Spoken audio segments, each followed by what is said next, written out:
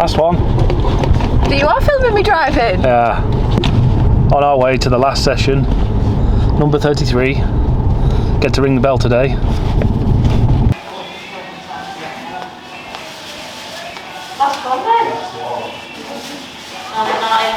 So because they have music on in the background of this, I'm going to have to mute it and do a voiceover instead. So this is no different from the video I put out the other week.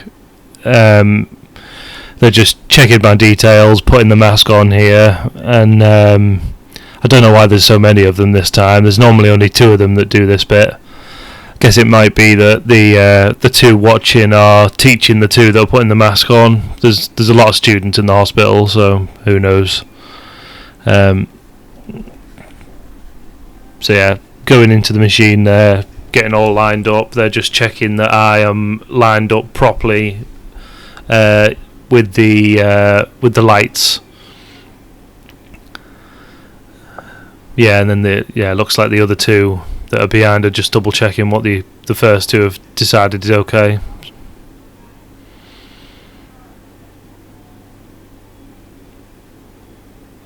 So in the machine, and then they'll all disappear in a second.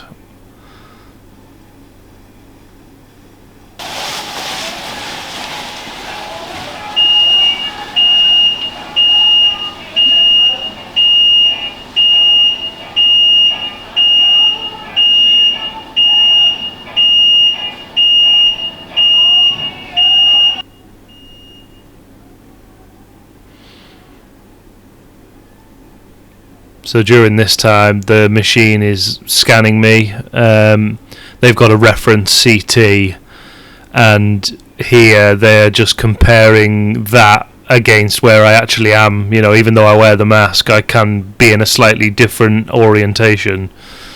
So you can hear the machine going. I'll cut back in some of the noise.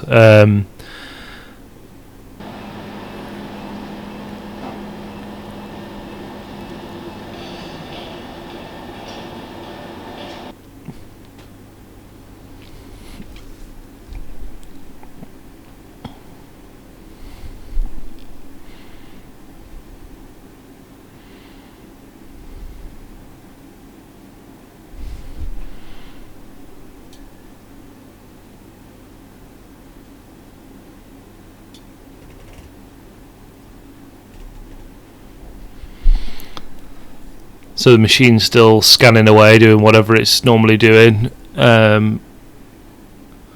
This session was short. Some of them last a bit longer than others. I guess when I'm more out of position, the scan lasts slightly longer to make absolutely sure that it's right on where I am.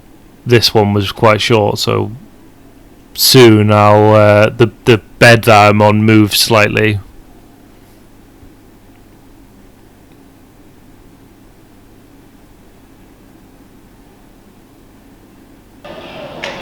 There we go. So a couple of clicks. You can barely see that I'm moving there, but I am. I can feel it on the bed. So slight nudge to the left or right and a bit up and down. Is it going yet? No.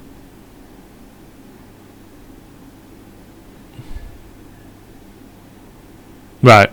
Now it's started.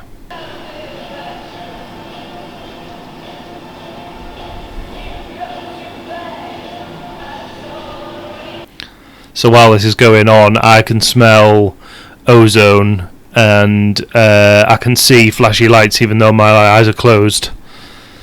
So it's a bit of a weird sensation being in there, but it's relatively comfortable. Doesn't hurt or anything.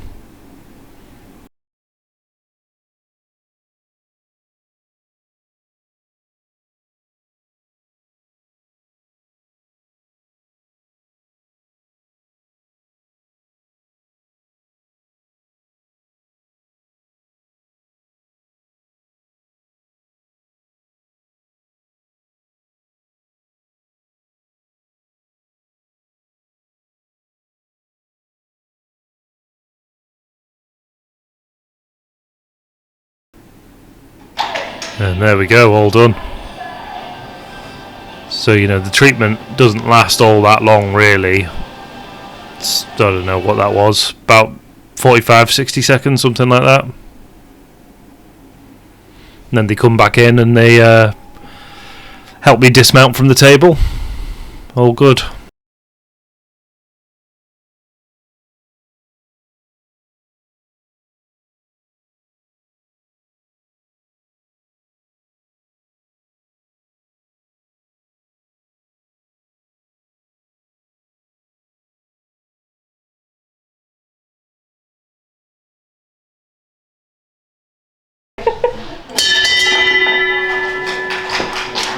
Hey. What's up, everyone? So today was my last day of radiotherapy, session 33, all done. It was a bit of a double up as well. I had an appointment with the oncologist straight after. That wouldn't have been normal. I'll explain that in a minute. But I do now know what's coming next because of that. So all done means that I get to keep this. So talk to you like that for the rest of this, shall I? I'm not really sure what I'm going to do with it, to be honest. But yeah, probably put it on the wall or something, or on a shelf in my office, I guess. I did also get to ring the bell, so I'll stick that in here somewhere. We very almost missed it. Well done, Emma, for pressing the button when specifically told not to press any buttons. It's a good job we checked before we left that we'd missed it, because I was able to then go and quickly ring it again and bless the poor fella who was sat in front of it, because I had to have him out his seat twice. But yeah, rang the bell and all good. So radiotherapy is done. So the oncologist meeting. Reason for me having the oncologist meeting was when I got a little bit ill, not last week, week before, and that triggered all those scans. That automatically put an appointment in with the oncologist on Monday, just gone. When she'd then seen the scans and seen that the appointment was coming, she'd seen enough then to just crack on with it.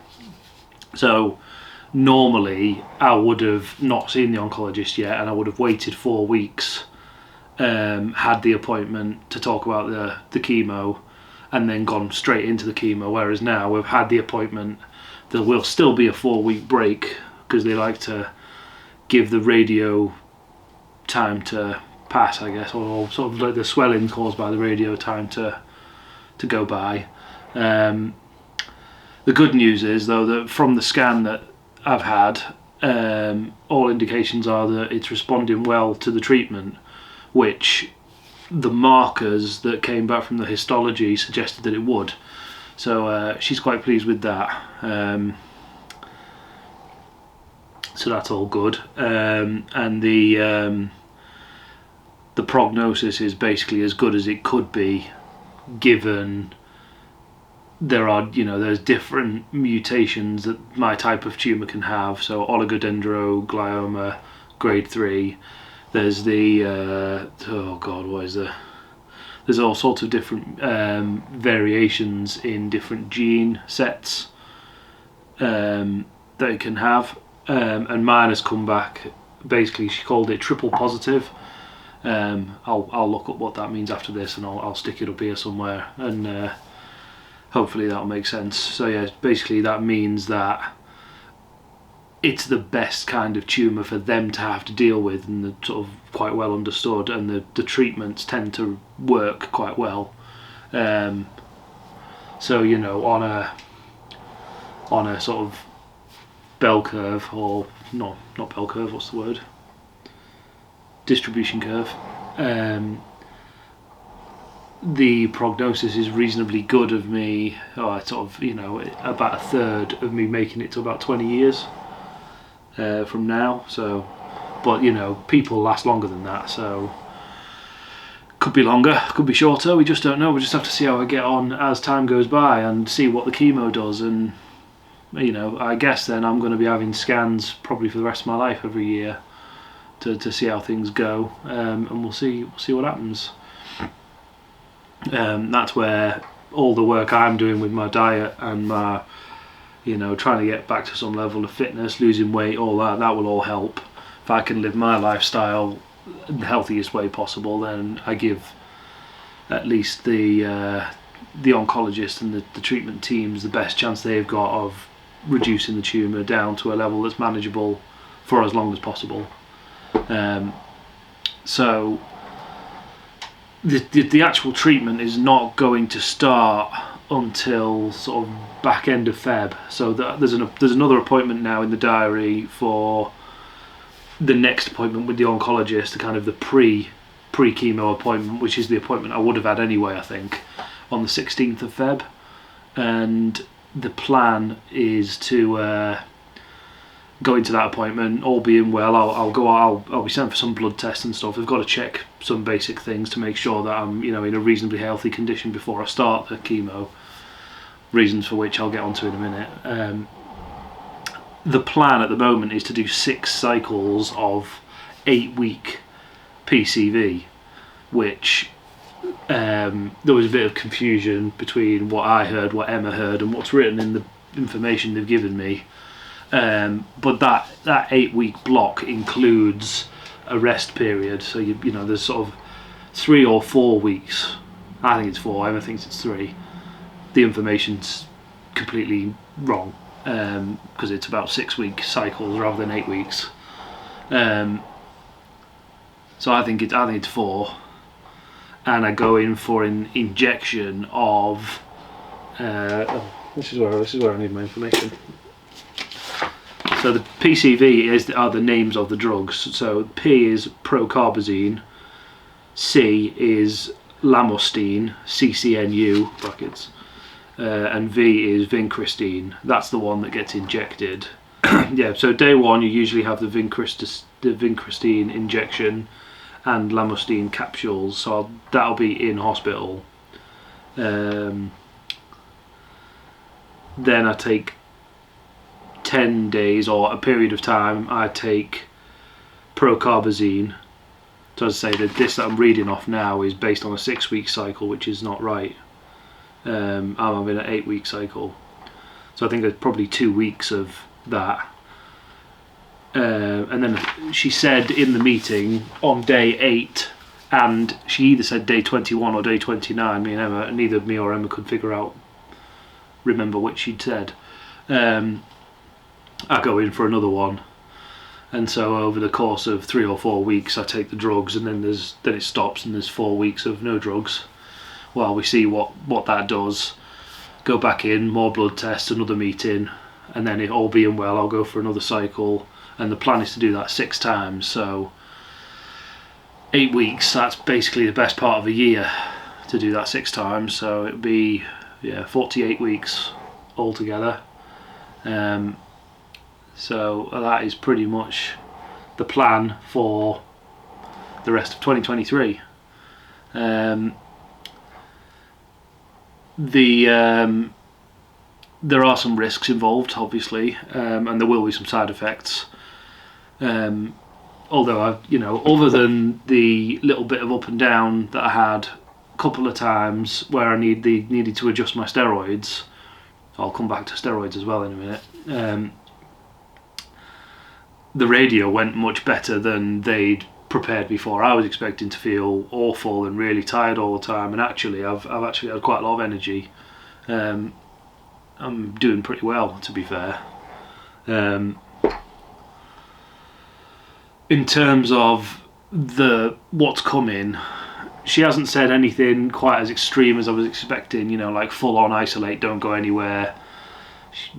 The principles behind what she was saying was essentially just pretend that COVID is still in full force, and that you need to good hand hygiene, wear a mask everywhere, avoid travel where possible, don't go anywhere that you don't need to be, but I can go some places, and deliberately avoid contact with anybody that's known to be ill, because if I do get ill, then that puts a spanner in the works, then I've got to inform them like immediately if I get any, a sniffle, anything sort of mild infection from a paper cut, anything. I've got to use the 24-hour line that they're going to give me, and they've got to know straight away and respond. So the other thing that she was sort of saying in terms of general symptoms were it is a bit of an immunosuppressant, which is kind of what I was saying there. It affects my bone density, so I'm hoping that by sticking to my diet and exercise program, I'll be able to offset that a little bit. But I will need to be a little bit captain cautious, not go too heavy too quick, otherwise I'm like snapping off. So probably going to shift the plan a little bit.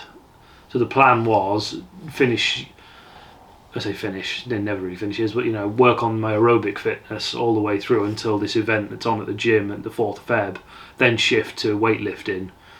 I think what I'll have to do is I'll have to incorporate weightlifting to build towards the seminar that I'm going to in March, but still try and focus a lot of energy on stretching, mobility, and sort of kind of yoga type things that help with bone density and bone marrow health and all that sort of stuff. So I basically just need to be looking after myself. Really, really, really want a sauna, but they're quite expensive, so they're proven to help. I think I will start saving up for one, but it's going to take a while, but we will get there. Other symptoms, there's a couple of things that they just said, that these are things to look out for. Like I could get a rash. The stuff that's in the procarbazine can cause an anaphylactic reaction, so I need to look out for that. So sort of tightening of the throat, rash, as I said, typical sort of allergic type response. There's a chance that it's going to cause some problems with my digestion, and there's a list of foods that I've been told to avoid, most of which I've looked through, and actually the only ones that are really going to bother me are cheese and cured meats like salami and chorizo and things like that. Other than that, all the stuff on the list I don't really eat anyway, so it's not too bad. So you can't have yeasty things, so Marmite, Vegemite, that of that ilk, you can't have those. Absolutely not. They're totally off. Should just get the list up really, shouldn't I?